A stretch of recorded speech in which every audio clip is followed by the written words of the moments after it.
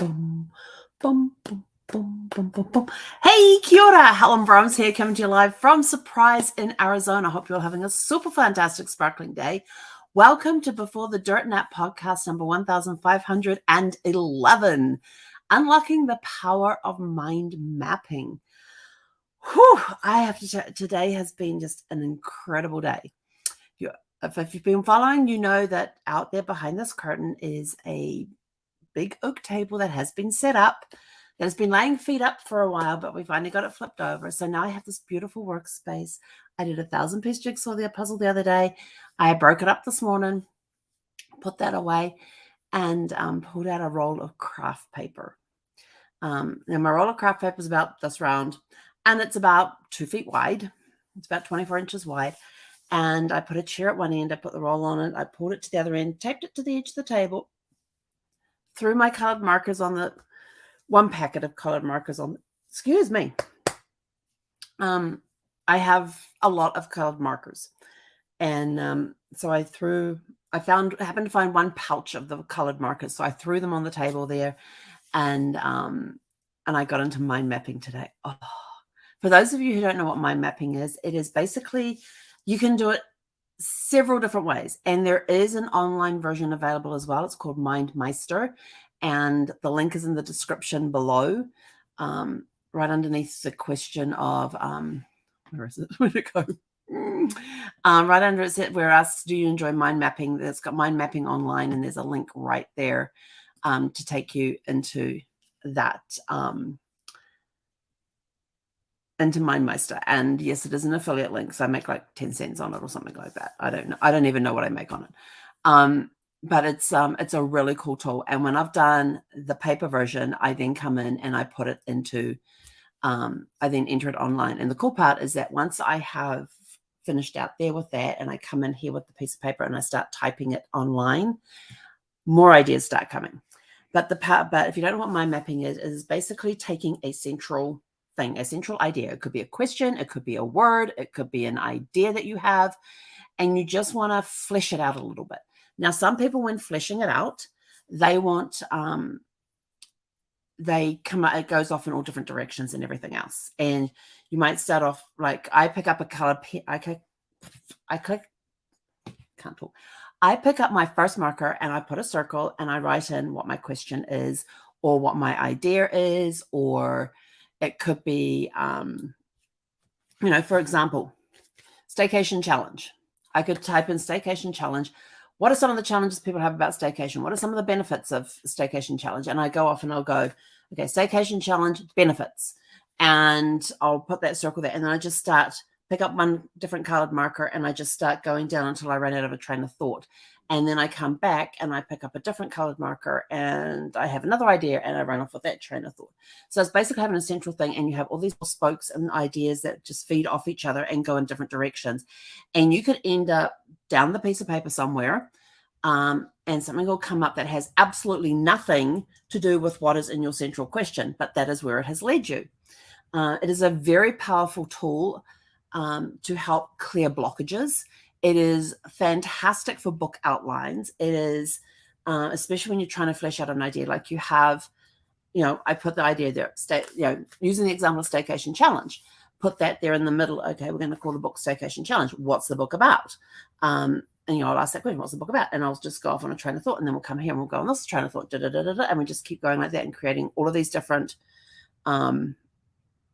links that go off, or these different circles that go off the main circle with different questions in them. You could put a word in there and think, okay, what inspires me with this word? You could put there like book. You put books in there. Okay, and then you go off and you've got the different genres of books that you can have. You've got small books, large books, medium books, old books, new books, and just run with it. See where the ideas take you. And I know, and I will tell you right now, mind mapping is not for everyone. And my husband was a perfect example of this.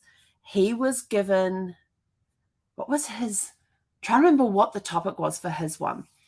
But he was doing this mastermind class, and they were working their way through, what was the name of the book they're working? They're working their way through one of these books, and I can't remember which one it was. But it was a certain edition of this book, and this book had several editions. This was a certain edition. I can't remember. I think it was Think and Grow Rich. No, it wasn't that one. It was something different. I can't remember the name of the book. But he had to write down 20 things about himself. And the guide and his coach had told him, oh, this will take a couple of hours to do. And I looked at Brandon and I said, we can do that in 30 minutes. And he's like, no, I was told it would, and he was adamant it was going to take him 2 hours, and he was determined it was going to take him 2 hours to do this. I said, sweetie, you can get it done in 20 minutes, just if in 30 minutes, if you mind map it. And he's like, what? No, what's mind mapping? So and my husband, just so you know, was a software architect, which meant he did computer programming. He designed programs and ideas and systems and all that sort of stuff. So very logical engineering mind type person. And he likes lists. Helen doesn't do lists. Helen mind maps. So you have the lists, which are very, very nice, very organized in that. A mind map is anything but an organized list. It can get very messy very quickly, and it is so much fun. And that's why I love doing this. And it's been like 4.5 years since I've had the space to do this, because when we moved in the RV, there was absolutely no space to do this with a roll of craft paper. You just had a very small writing area. And when you want to write, you want to go. You don't want to stop to move paper. You just go with what's available, which is why it's nice having it on the table, because I think that my table's like 6 foot long, unless I put the 2-foot extensions in there. And then it becomes a little longer. I can have it up. I think my table goes to 10 foot if I put both extensions in it. And I did not put the extensions in, as an FYI. Did not put the extensions in. I just left it at its regular. Actually, it might be 7 foot long. No, because it's got a 7 foot long mat underneath it. Might be a 7 foot long table. But anyway, it's a long table. And compared to the 31 inches that I had in the RV for the table width. And so, because when you start mind mapping, you just want to go and go and go and go, not stop to change pages, to keep scrolling and things like that. And so yes, 2 very different personalities, very organized lists. Lists are like this. So I'm the one that's like this, with lists with words all over the place on a piece of paper. He was one that had the very straight organized list. Now I will mind map and then put it into a list to organize it a little more, but he will straight go for the list. I've got 20 things to do. I start at number 1, I go to number 20. And I go, why don't you start at 20 and go to 1? Just food for thought. If you're thinking like, oh, I have to get to 20, and you're like, right, and you write down the numbers down, 1, 2, 3, 4, all the way to 20, and you're like writing it, and if you reverse and you go 20 at the top and then continue down to 1, then you're saying, oh, I only have 5 left to do. I have 3 left to do. I have 2 left to do. I have 1 left to do. So, oh, well, how many do I have? I'm up to number 13. How many do I have to get before I get to 20? But if you reverse it and you do 20 to 1, starting off at number 20, go down to number 1, it goes a little quicker. It goes a little quicker for those that like lists. So mind mapping is not an organized, beautiful list over here. It is all over the place. And it is so much fun. And so I know there are some people out there who cannot grasp the concept of mind mapping. I totally get it. I lived with my husband for almost 19 years when he passed away. That we'd been married when he passed away. And so, yeah, I totally get the organized and the not organized portion of it all. And when I started mind mapping and I was asking questions, and we'll both start doing stuff off the thing, and he was one of those people who says, you can't put it that at the end of that one, because that has nothing to do with that topic. That should be over. He's trying to organize a mind map. I'm like, it doesn't work that way. So, but we had it done in 20 minutes. He had his 20 questions. More than 20 questions. He had actually had more than 20 questions done. He had a question and he had to come up with 20 answers to the question. He had more than 20 answers to his question, but within 20 minutes. He was baffled because he still couldn't understand how it worked, but he was able to organize it into a list, which made him happy. So the power of mind mapping, you can use it for so many different things. You can use it to, and as a legacy builder. So we're talking genealogy. If you go to genealogy, you can use it as a legacy builder. How can you use mind mapping as a legacy builder? Oh my gosh. If you're going back through things like you put in here, put in the middle of the name of the person, put in your name with your birth date in there. What are all the things you know about this person who is here in the middle of this thing? And just start mind mapping. And not only just what do you know, but what stories do you know about this person? So you could put like a grandparent in here. Here's my grandparent's birth date, death date. And the mind map starts going on. This is what I know about this person. These are the stories I know. And it can help you create, not only can you just use that to pass on to generations, but you can use that to say, oh, I totally forgot about that story. And you pull that topic out. Now you can go and write the story about that person. And it can help you build a book or that dash area of that person's life by mind mapping their life. It'll help you unlock stories. It helps you unlock things you didn't realize that you felt about the person. How did you feel about that person? What are some of the stories that you know about that person? What are the facts that you know? So you can start unlocking all these different things that you can do. You can use mind mapping for historical research as well. Before I ran out of space, I said to my mastermind group, I says, look, it's been 4.5 years since I've had the space to do it, but it's been like 8 years since I've actually done a mind map this size. And that was before Brad passed. I hadn't done any ones that size since he'd passed. I'd done smaller ones, just like on got a clean piece of paper here. Just like on a clean piece of paper. And I've just done small ones. You can do it for creative ways to come up with, if you want an idea, you want to do party themes. What themes do you want to do for the party? You've got a party coming up. It could be, say, a 60th birthday celebration. What are some of the ideas that you can pull together for this thing? And so instead of listing them, if you start mind mapping them, it'll take you off in different directions. So I started off with my question this morning. And I actually had my accountability call. This is what started it all. Yesterday, I was talking to somebody about mind mapping. They were like, "Oh, their wife would love that to do that exercise. So I wanted to know more about it." And so I gave them the website that they went to and everything else. And they were going to go off and talk to them about that. And it kind of got me going, I haven't done any mind mapping for a while. And I was showing my mind maps that are online. And no, I'm not going to show them to you today because they're just a little on the personal side for me. I do have some business strategies in there, some business ideas and things. And so I'm not ready to share some of that. I even have a mind map done of my corporation, of what I want it to look like in 10 years. And somebody was looking at it yesterday and they says, oh, you've got that. Well, just as an idea, you don't have this listed. And then I'm like, you've got this listed, but you don't have this listed. And I'm like, that's a good idea. So I typed it in. Sometimes it can help that way. It can help with strategies and things. Here is our question. Here is our problem that we're having. How can we solve this problem? You put that in the circle in the middle and you just start brainstorming off the thing.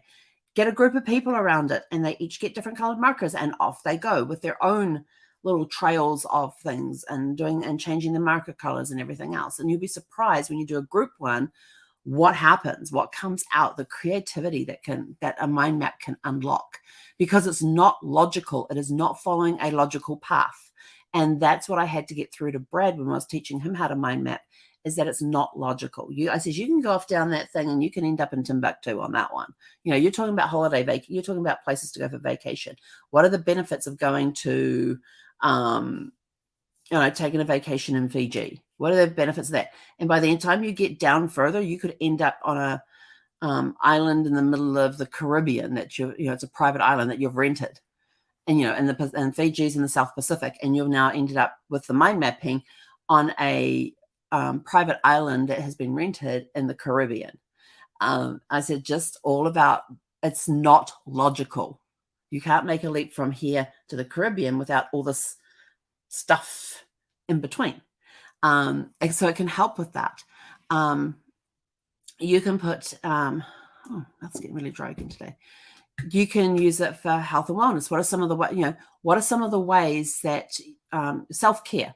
So you put in there self-care. What are some of the ways that I can take care of myself to give myself a healthier body and be more what's the word? Just over general wellness. What are some of the things I can do for general wellness for my own body? And you start coming up with ideas on that. You can use mind maps for, if you're doing an interactive workshop. This is when I was talking about the group one, where you put the big piece of paper out there in the middle and you give everybody markers and you just say, okay, here is the topic we've been talking about. I now want you to come up with ideas that if this situation came up, how would you deal with that situation? So you can use it for leadership seminars. You've got this issue that has come up with your team. How are you going to solve that problem that helps lift and motivate the team at the same time as solving the problem? Boom, they go for it.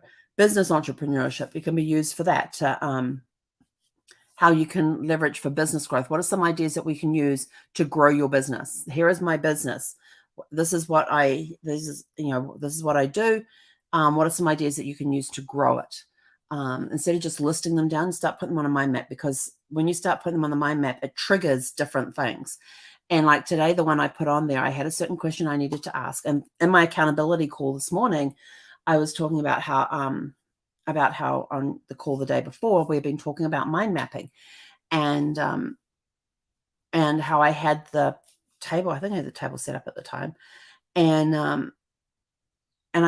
while I was talking to my accountability partner, I suddenly came up with this idea, and I told her about it. I says, this just popped into my head. Da, da, da, da, da, da. And she says, go mind map it. And I went, okay. She says, ask this question. And I went, okay. And so, I, after I got off that call, I went out to the table and I started mind mapping this question that she had given me. And out of that, because I'm doing a writing class at the moment, and this was my first project, was getting doing a 7-day book challenge. And so this was my book that I wrote and published in 7 days. It's a really cool book too. And so now I'm working on the next project. This was meant to be a 5,000 word project, and this one ended up being a 10,000 word project. 10,000 words in less than 7 days published. It would have been published in 6 days, but I had issues with one of the software programs, and I found a workaround and got it done, doing whatever it takes. And so on the 7th day, everything was done as it should have been. But I was finished with the writing and everything early. It was the formatting side of it to get it up online and stuff. But now I'm working on so I'm doing the rest of the class, and now we're talking about which topic to pick. And I was sort of like, what topic am I going to pick? And they have this great spreadsheet that you can click on to get different ideas and things, and show you how to pull topics out of you see the vacation challenge. It says how to get away while staying at home and discover local treasures. What is the topic of this book? It's having a vacation at home, in your local, vacationing in your local area. And I'm like thinking, okay, so what other things can I come up? And then I'm starting to think, what other topics could I talk about? Well, I'm looking through their list, and I'm going, well, that completely doesn't apply to me. That doesn't apply. I know nothing about that. I know nothing about that. And I was sort of getting a little disheartened. I thought, I've got to come up with what topic can I come up with? Come up with 2 or 3 different ideas. So I'm mind mapping today on this topic over here. All of a sudden, down this end of the page, on this end of the piece of paper, so the main topic's over here, suddenly down here on this end of the page, I have the next topic for the next book, and I start outlining it. Not only do I start outlining it, it's kind of blew my mind. By the time I had finished, here's my topic for the next book. Here is the outline for the book. Here is an outline for a self-paced class where people just go online. That's access 24/7 to a VIP in-person experience, all completely outlined. And by the time I just got into the mode and I just went. I wasn't paying any attention to anything going on around me. And I stopped, and I got to the end of that thought, and nothing else is coming. So I put the cat back on the marker. I put the marker down. I'm looking at what's there. I look at what and my eyes catch the book with the topic. And I'm like, oh, it was like, yay. Yes, it was a huge, huge, huge revelation for me. And that started off with a question over here that had nothing to do with what came up over here. Absolutely nothing. It just, because of that process with the mind mapping, it unlocked the question that I have been struggling with for the last few days. Well, actually, the last couple of weeks on the topic of the book. But another question I have been struggling with is from an exercise in a book that I was reading. I was going, well, what can I do? What can I do with this? What can I do? And that unlocked that. So that's a question, I had this question mulling around in my head all weekend, over the weekend and everything. I was like, what can I do? What can I do? And I was like struggling with it. And I'm like, okay, put it out there in the universe. Let's forget about it for a bit. And we'll revisit it later on in the week. So I'm mind mapping today, and there it is. And I'm just sort of like, and well, first of all, it came out when I was talking with my accountability partner. It suddenly dawned on me what I could do. And then when I started mind mapping and I get down the end, now I've got the next book topic, the book outline, the course outline, and the VIP experience to go with it. So I'm super excited to now go flesh that out a little more. But mind mapping is such a powerful, powerful tool. If you are somebody who can mind map, I totally get that there are not people out there who can mind map. They just can't wrap their head around how a mind map works. And I get that. I lived with one who could not understand that. He only ever did one mind map. He says, I'm just going back to lists. He says, I can't wrap my head. His brain could not wrap around his head, could not wrap around the ideas that we'd come up with in such a short amount of time in such a messy way. He wanted his piece of paper with 1, 2, 3, 4, 5 sitting down, and he just wanted to list things down the page. His wife did not work that way. It still doesn't. Although I will make up organized lists for when I go to the supermarket. When I go shopping, I do have my list of things to do. And, this is my grocery list, and this is the things I'm going to do before and after I do my grocery shopping. I do those lists. Those are not mind map. But when I need to flesh out an idea or a thought, or I need to get off something that's over here that is just not gelling with me at the time, I can come over here and distract it. And somehow this little piece over here finds its way into this piece, which has absolutely nothing to do with each other. And the next thing you know, you've got the answers to the questions you were looking for. So do you mind map? What do you do when you mind map? What sort of things do you mind map? Do you mind map? There's lots of different things that you can use mind mapping for. How are you going to expand? But you can even use it for travel planning. Where are you going to go? What do you want to see? And, what sort of things could you see and do in that location? You can use it for, believe it or not, you can actually use it for time management. Because when you put it on mind map on for time management and things, you can it will actually help you, and you start mind mapping all the tasks and stuff you need to do. It will soon become very clear it will suddenly become very clear on there. These are the priorities that I need to take care of today. I haven't used it a lot for time management, but I have done it a couple of times, and it was kind of an eye-opener when I suddenly realized, I'll just mind map out everything that you need to do, all the projects you got on the back burner, all the projects that you want to get done, not just in your business, but in your personal life, everything. Every project you have to do across the gamut, from personal life to business. What projects do you have out there? What things do you have on your to-do list that you haven't done yet? What are those things that just keep appearing on your to-do list over and over and over and over again that you haven't got done yet? And once I started doing that, and it suddenly became apparent which ones I had to let go because I was never going to do them, and which ones I needed to concentrate on right there and then because they became a priority. It helped a lot sort that out, rather than just looking at a list of this is my to-do list for the day.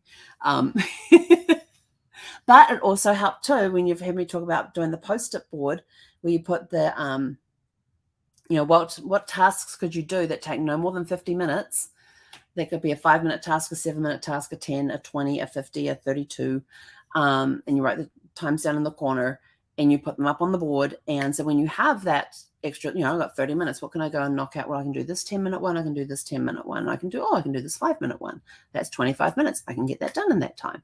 And now you're moving stuff off the board. At the same time, you're moving those projects forward, which is actually kind of really cool. So Post-its are sort of like, they're kind of like an organized mind map, but you've taken here, and at the top, I actually use one of those Post-it pads that have all the lines on it, and you write on there, you fill out the name of the project and the details on the project, and then each of the individual Post-its underneath, and you just use, just the little Post-its like these ones. And on there is written, this is the task to do, and in the bottom right-hand corner, you put the minutes. So that is it. So, and that helps. You can get a lot of stuff done that way. If you've got, you finish a project early, or you finish an appointment early. Oh, now I've got like 30 minutes to my next appointment. What can I do during that time?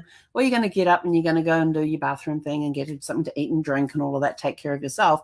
But that only took like 10 minutes. I still have 20 minutes to go. I can knock out this one in 10 minutes, this one in 5 minutes. Let's do them. And pretty soon you'll have these massive holes within your projects of tasks, and your projects are now further along. Mind mapping can help with that. So anyway, do you mind map? What sort of things do you mind map when you do mind map? Do you use it to help clear blocks? Do you use it to help discover new things? What do you use mind mapping for? So leave your comments your answers in the comments below, and we will be back tomorrow evening at 6 p.m. Pacific. Go and have a super fantastic sparkling evening. Hei konera.